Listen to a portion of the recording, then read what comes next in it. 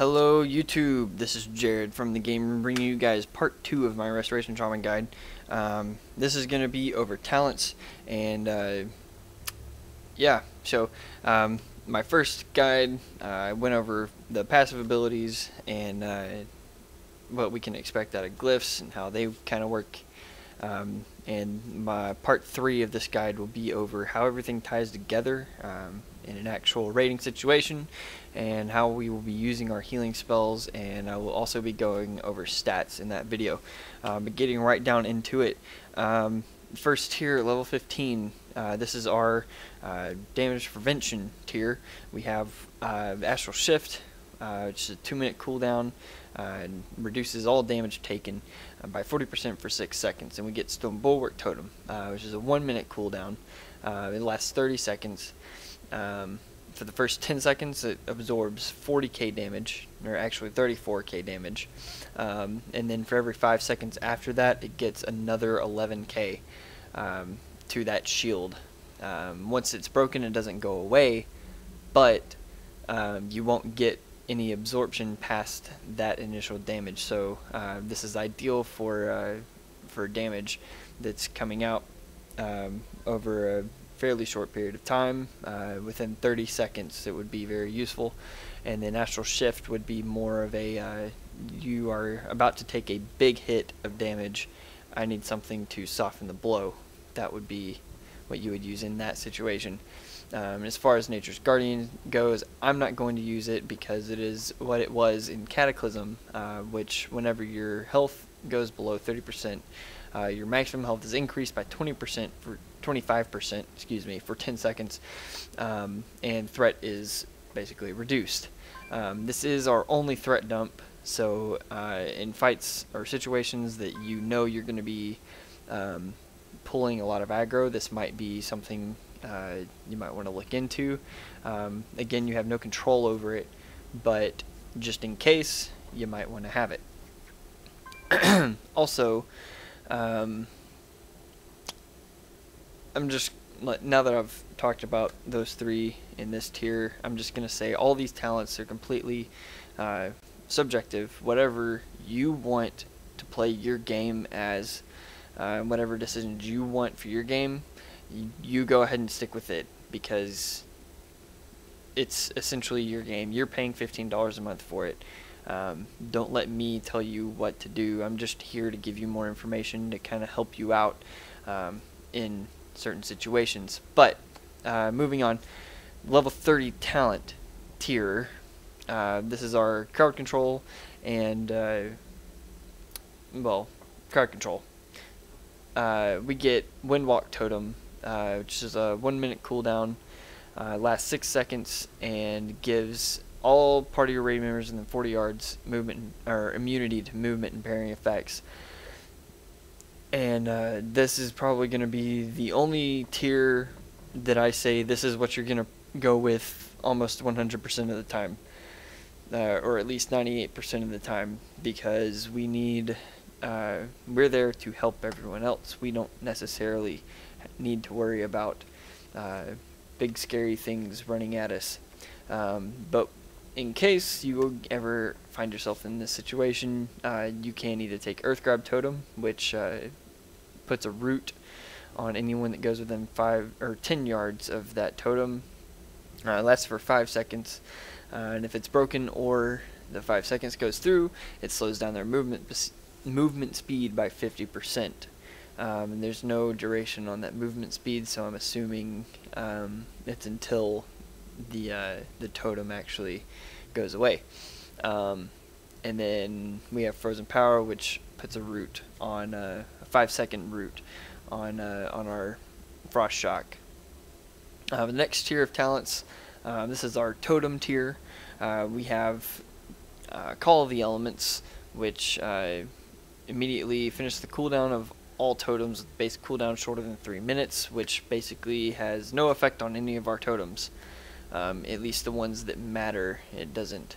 And it's on a 3-minute cooldown itself. Then we have Totemic Restoration,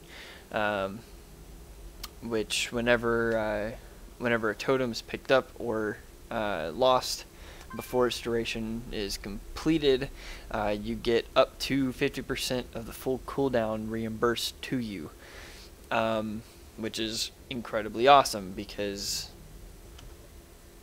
I mean, who wouldn't want that? Then lastly, we get totemic rejection, which can be useful in some situations, but I'm just going to say probably totemic restoration, but it's up to you. Level 60 talent. This is our elemental effectiveness slash haste tier. We get Echo of the Elements, which has a chance of duplicating either a direct damage or healing spell. And it doesn't put it on anyone else, it just duplicates that effect. So if, say, someone's at 75% health and you use a greater healing wave on them and it heals them up and you have this proc, you will have basically just wasted a proc. So I'm just gonna say probably X-Nay on the Echo of the Elements. Yeah. Anyways, we do have Ancestral Swiftness still. They changed it from a 2-minute cooldown to a 1-minute cooldown, and basically makes it to where any nature spell with a base cast time less than 10 seconds becomes instant cast.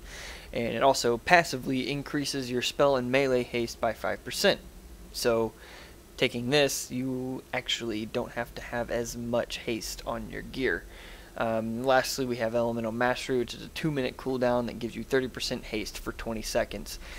This can be useful in a situation since we don't actually have that much haste as Restoration Shamans. We're pretty much the entire expansion going to be at the minimum haste cap because of tidal waves. But if you, for any reason, need to get some cast out 30% faster for a short period of time, you can get this. It'll also work in speeding up our lightning bolt cast time, so we can squeeze out a little bit more mana in a 20-second period. I'm going with Ancestral Swiftness, but Elemental Mastery is also incredibly viable. Next tier, level 75. This is our healing tier, and we've got 2 tank healing talents that we can take, or 2 raid healing talents that we can take. The 2 healing tide totem, I'm just going to go ahead and start with it. It's a 3-minute cooldown. It's basically a mashup between Mana Tide Totem and Tranquility. There we go. Basically, it is Tranquility, except it only heals 5 party or raid members, and we don't have to channel it. So it's a really powerful totem to drop down, as it lasts 10 seconds and pulses every 2 seconds, so we get 5 heals out of it total. And again, it heals 5 injured party or raid members. So for dungeons, this is perfectly fine as well. And but if you take this and you happen to have Call of the Elements from our totem tier, it's not going to work out too well because it is a 3-minute cooldown. But still is viable, more so in 10-man than 25-man, because you have 50% of your raid instead of, what, 20% of your raid.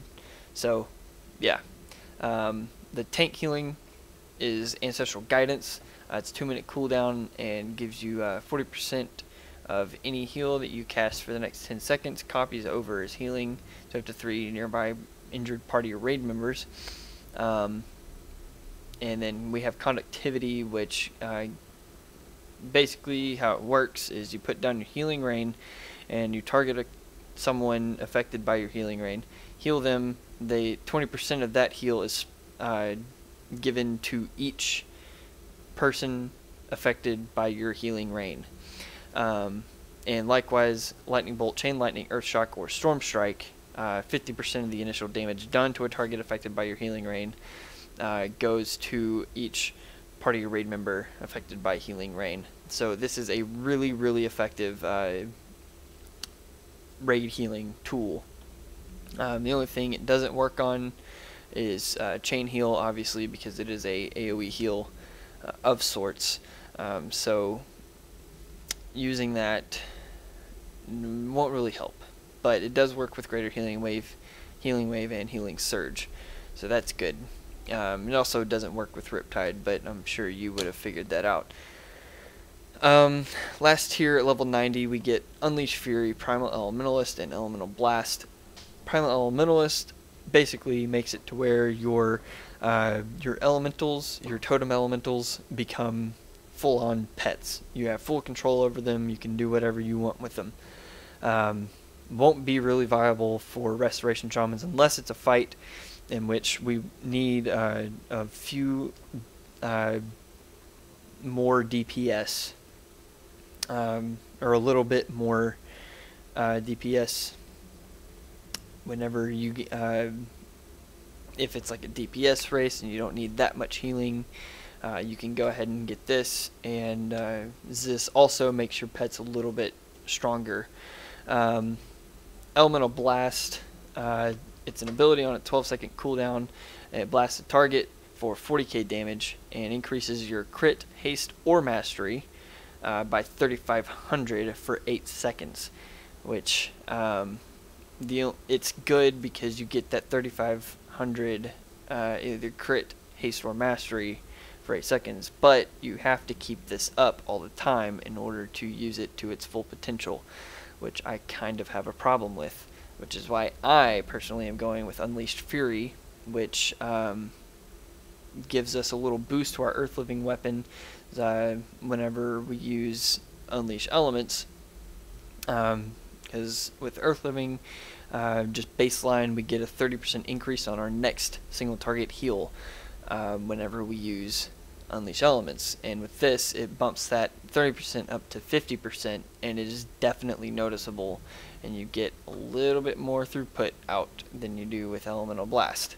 So all that aside, that's pretty much it for the talents.